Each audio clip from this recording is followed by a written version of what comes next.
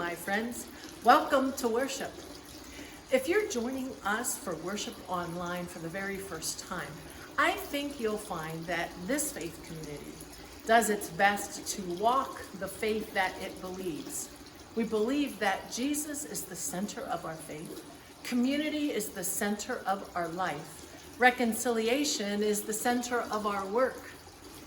I believe you will find that this is a faith community that is generous with its life, its love, and its resources. Sharing those resources as a gift of grace from God, as it has been received by us, and then as we share it with the world. We are a people who do our best to live generous lives, lives of faith, knowing that all we have is all that we have received from a gracious, generous God. And we try to demonstrate our reception of that grace by sharing it with everyone that we find, our faith community and those beyond. Welcome to worship. Let's join together in worship.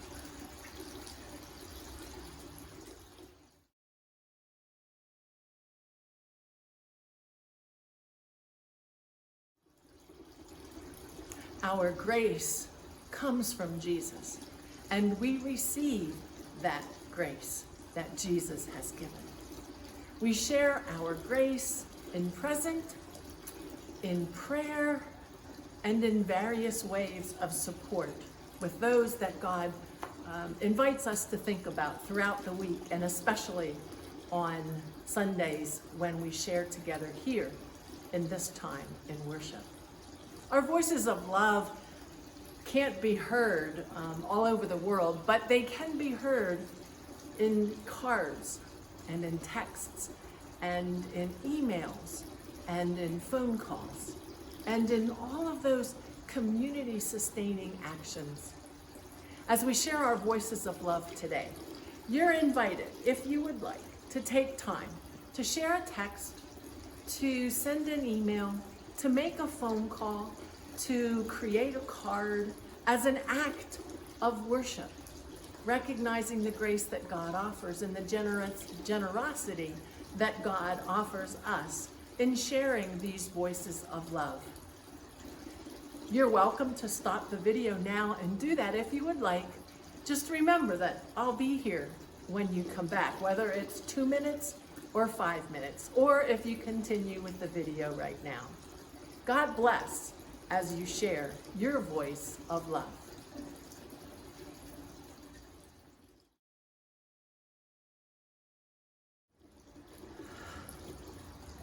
As we gather here together to share in a time of prayer, to breathe deeply together, to slow ourselves down, to be present in God's presence, and to recognize God's presence in a slower time of worship, I invite you to breathe.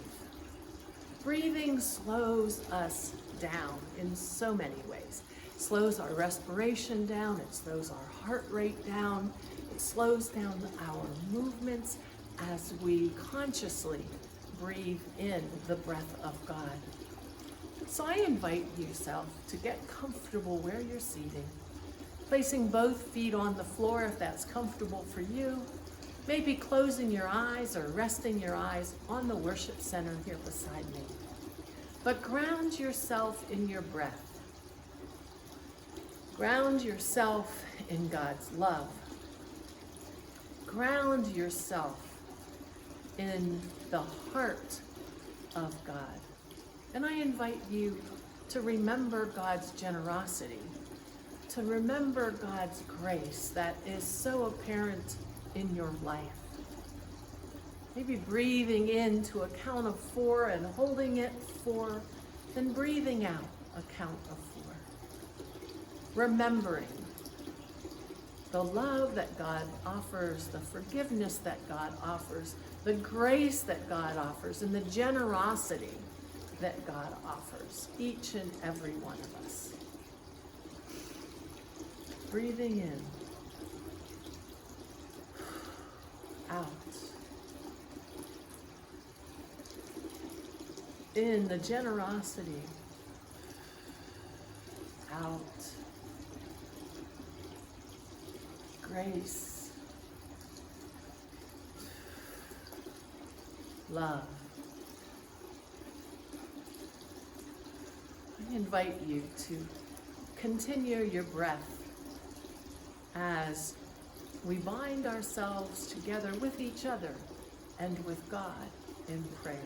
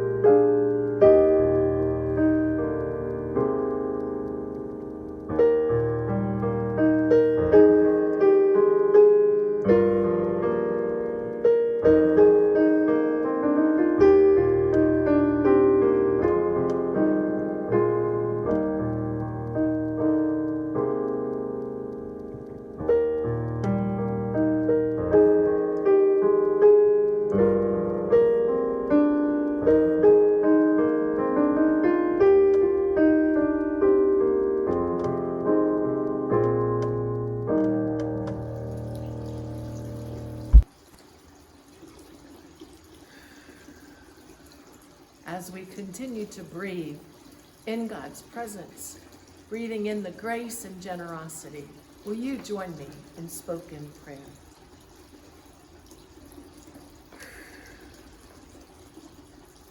Generous God of grace, we come to you in these various forms of prayer with our gratitude, our challenges. We bring joy, we bring sorrow, we bring concern, we bring life, we bring love. We lift those who are on our hearts this morning as we considered our voices of love. We remember those people, those families in this time of COVID who have lost loved ones and struggle in a unique way to celebrate their lives and to remember how this loved one has been a part of their lives. Continue, oh God, to bring them consolation, to bring them peace, to bring them memories and laughter and joy that continually hold their loved ones in their hearts. We also open our voices of love and our hearts, asking that we may have eyes to focus on the grace that is around us, clothed in so many different ways. The generosity of your love in the late summer flowers, the continued bird song, the beauty of creation, the harvest of the gardens.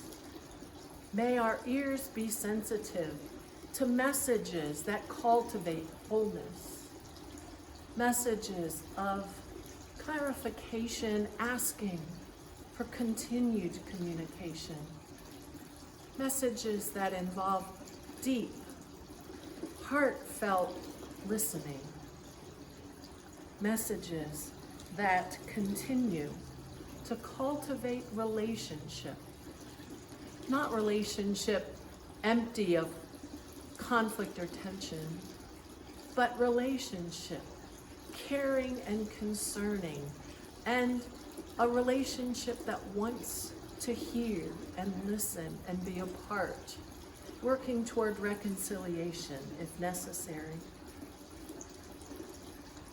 Bless, I pray, these folks that listen each week and participate in worship. It is unique and different. And my prayer is, Lord, that we continue to experience your life and love together. And that in our togetherness, we hear words of message. We hear words that continue to challenge our faith and continue to strengthen our faith and continue to grow our faith. And in all of that, continue to allow our grace and generosity to be shared throughout the world. Hear our prayers, O Lord. Hear our prayers for those we have touched, that have touched us, that we could have touched, that could have touched us. Hear our prayers for our own journey in this time of chaotic COVID. Hear our prayers for patience, O Lord, with our families. Hear our prayers for self-care and help us to take care of ourselves in a time of intense community. Hear our prayers, O Lord, for continued peace as we move together in relationship one to another. Help us to be sensitive, empathetic, and compassionate as we continue to deal with one another daily.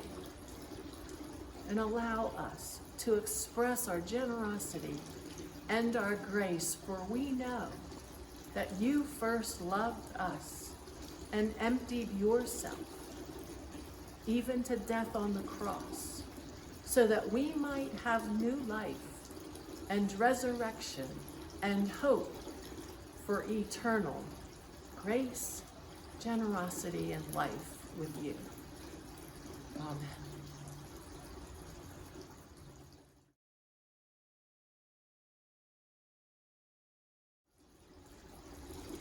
I invite you to hear this morning a portion of Paul's letter to the Corinthians.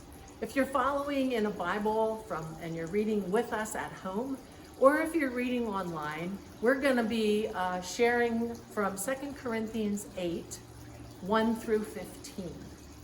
Paul talks about generosity and the material wealth that is needed to do the work of the faith community. This morning, as we share in this text, I will be reading from the Message. Now, friends, I want to report on the surprising and generous ways in which God is working in the churches in the Macedonia province. Fierce troubles came down on the people of those churches, pushing them to the very limit. The trial exposed their true colors. They were incredibly happy, though desperately poor. The pressure triggered something totally unexpected, an outpouring of pure and generous gifts. I was there and saw it for myself. They gave offerings of whatever they could, far more than they could afford, pleading for the privilege of helping out to the relief of poor Christians. This was totally spontaneous, entirely of their own idea, and caught us completely off guard. What explains it was that they had first given themselves unreservedly to God and to us. The other giving simply flowed out of the purposes of God, working in their lives.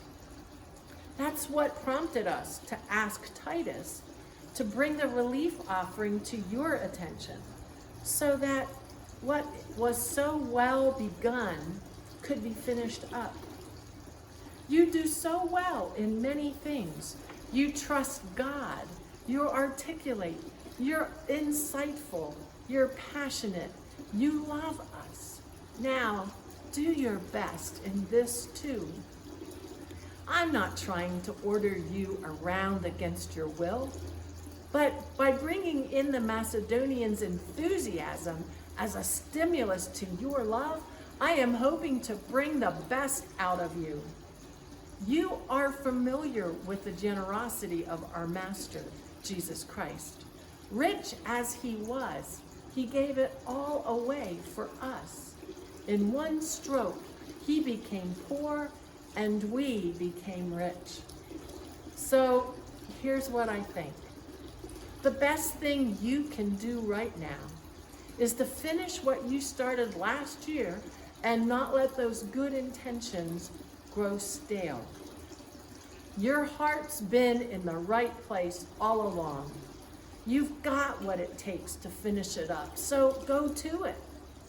Once the commitment is clear, you do what you can, not what you can't. The heart regulates the hands. It isn't so others can take it easy while you sweat it out. No, you are shoulder to shoulder with them all the way. Your surplus matching their deficit, their surplus matching your deficit. And in the end, you come out even, as it is written, nothing left over to the one with the most, nothing lacking to the one with the least. Here ends the reading of the letter of 2 Corinthians for today.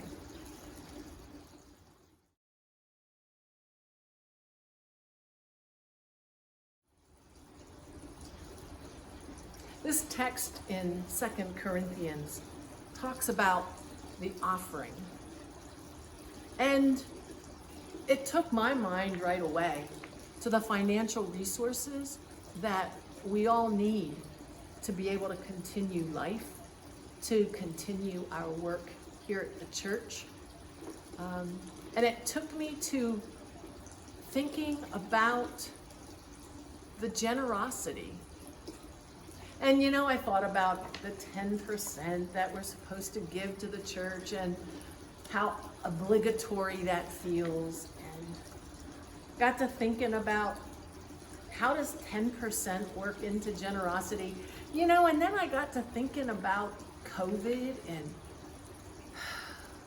the financial struggles that many folks are having, and the pressures that put on them, and the wondering how people are going to have enough to keep the roof over their head, or the clothes on their backs, or getting kids ready for school, and what that means for online here in San Diego. And you know, I just began to feel the pressure that the Corinthian church, or not the Corinthian church, but the churches in Macedonia might have been feeling.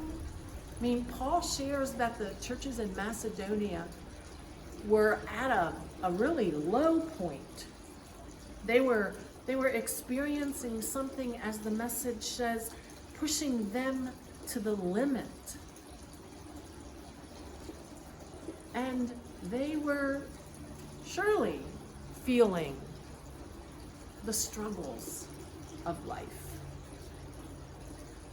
And out of that struggle came the surprising point. Out of that struggle that caught Paul so unexpected was an outpouring of generous gifts. Kind of like, you know how when you're full of joy, it just kind of overflows? And when you have this sense of security and this sense of being okay, you can almost deal with anything. And I have to wonder if that's what Paul was trying to get at with this encouragement, the story of the Macedonian churches, and this encouragement that he's giving to the Corinthian church, which maybe they're going through the same thing. Maybe they're experiencing a really difficult time as well.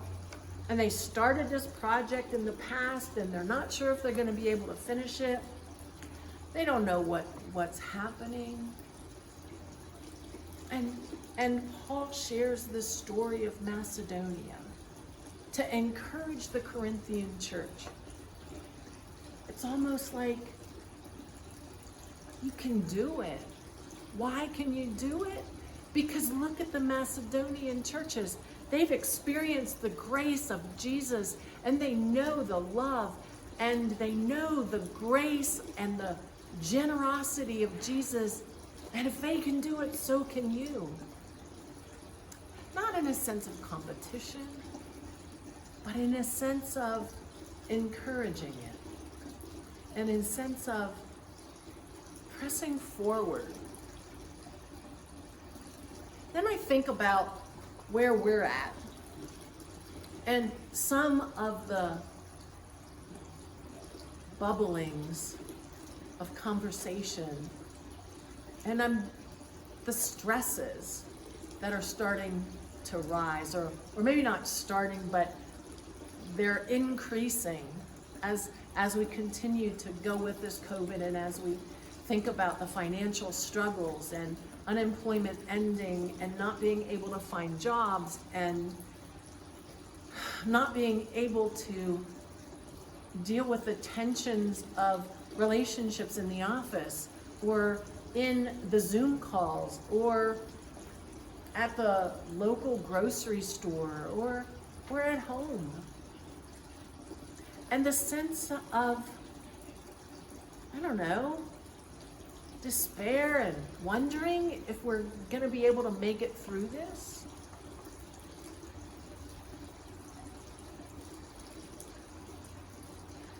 We will.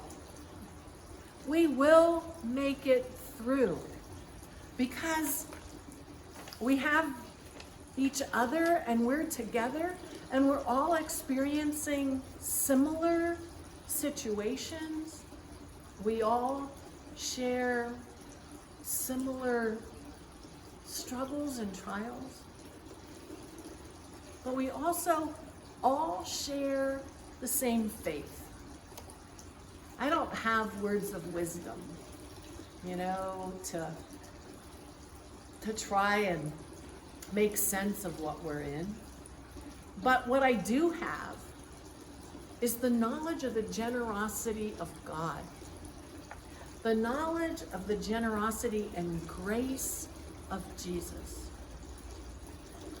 the experience and care that Jesus offers each and every one of us.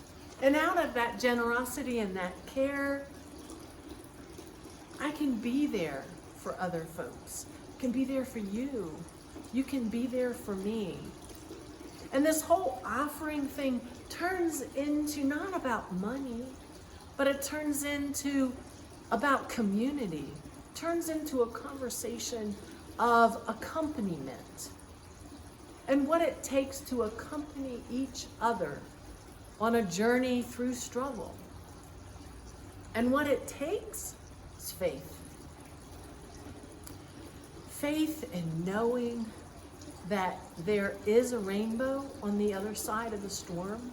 Faith in knowing that when I'm up, you might be down. When you're down, I'm up.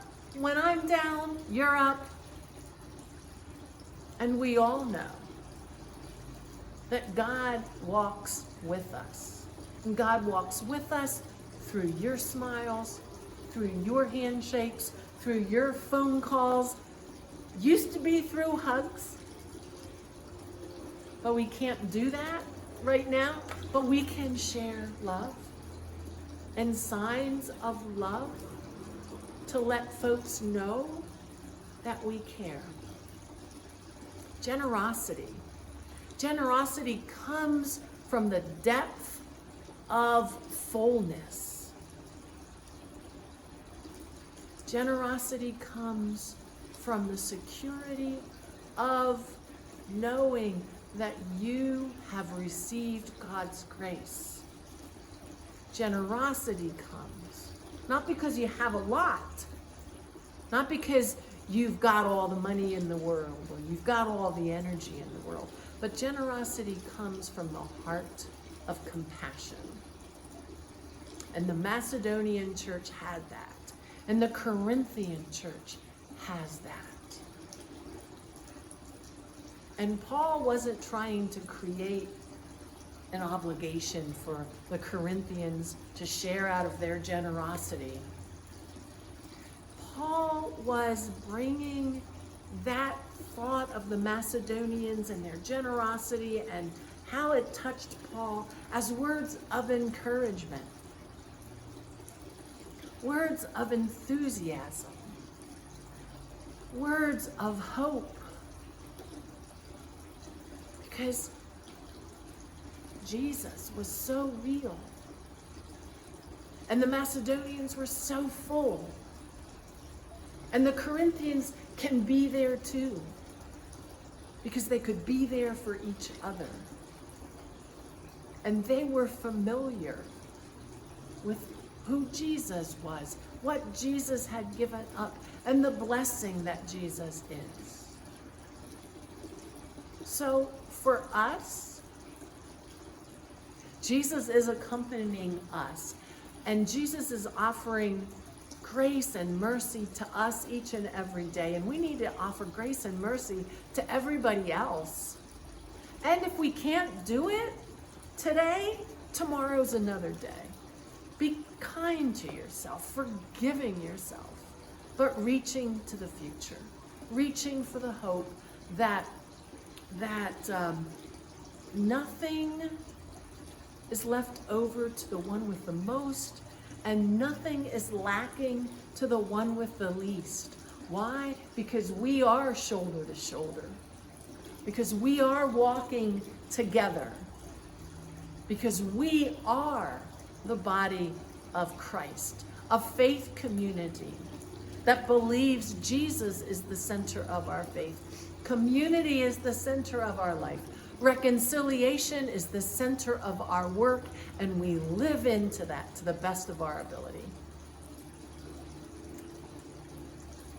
We will make it through this because we have generous hearts and we care for one another. I invite you to a time of music and a video that shares images of gratitude and generosity. Take it in, breathe it in, enjoy, see Jesus, see grace, see yourself, see generosity.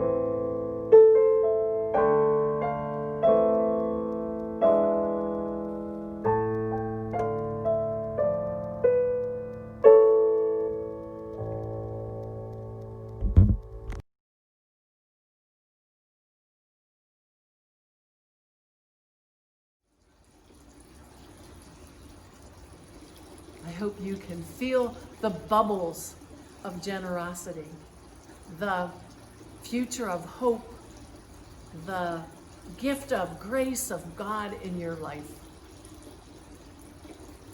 May the generous God of our creation bless you with joy and gratitude, if not today, then tomorrow, so that you can be a blessing to others. Amen.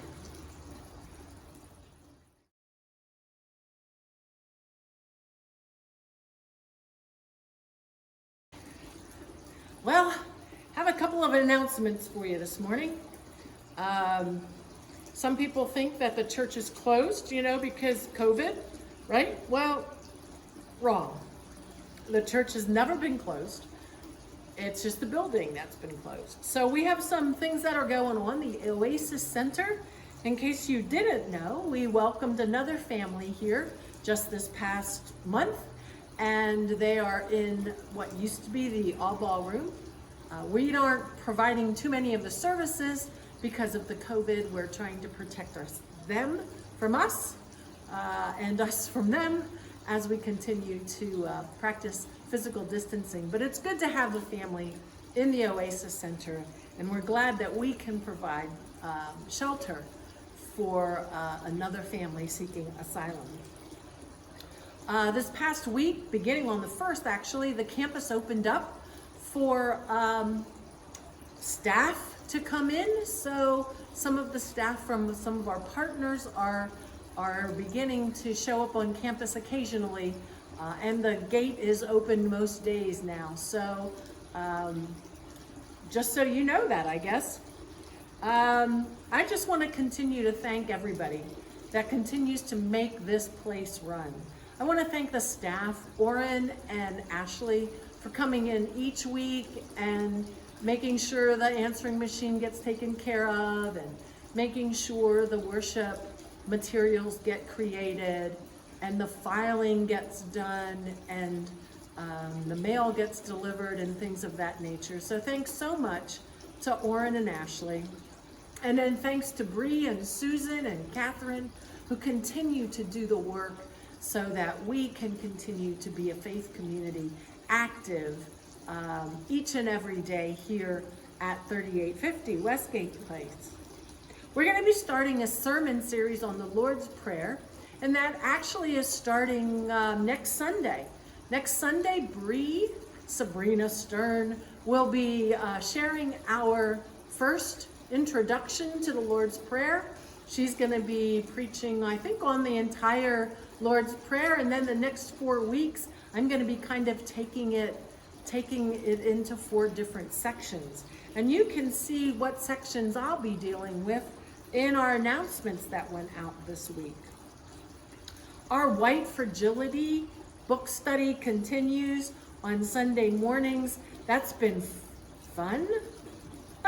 If, looking at your whiteness is fun, it's definitely been educational and soul-searching for those of us that are participating. So keep us in your prayers as we continue to explore that. This week we have the Moderators Town Hall. If you've not signed up for that, look in your announcements and you can find out how to do that. Next week we have the conversation with Robin DeAngelo and Ibram Kendi and Wesley Lowry. That's on August 20th, beginning at 7. If you've not yet signed up for that and want to, feel free, and we will maybe have a conversation about that afterwards. And maybe at our community fellowship hour, which happens on Wednesday evenings at 6 o'clock. Just kind of talk about that a little bit. So I think that's about all the announcements. I'm looking down at my computer here to see if there's anything else happening. Please, if you would like to take the time, go into your email and go to gratitudesandchallenges@gmail.com. as an email. Put that in your compose, and then put joys, concerns, gratitudes, challenges in the subject line. And then let us know what your gratitude is this week, or what your challenge is, so we can continue to be a voice of love and to be generous with the grace that we offer to each other as well as to ourselves. I think that's all for this week. I continue to pray for you. Please continue to keep me in your prayers as we offer grace one to another. God bless.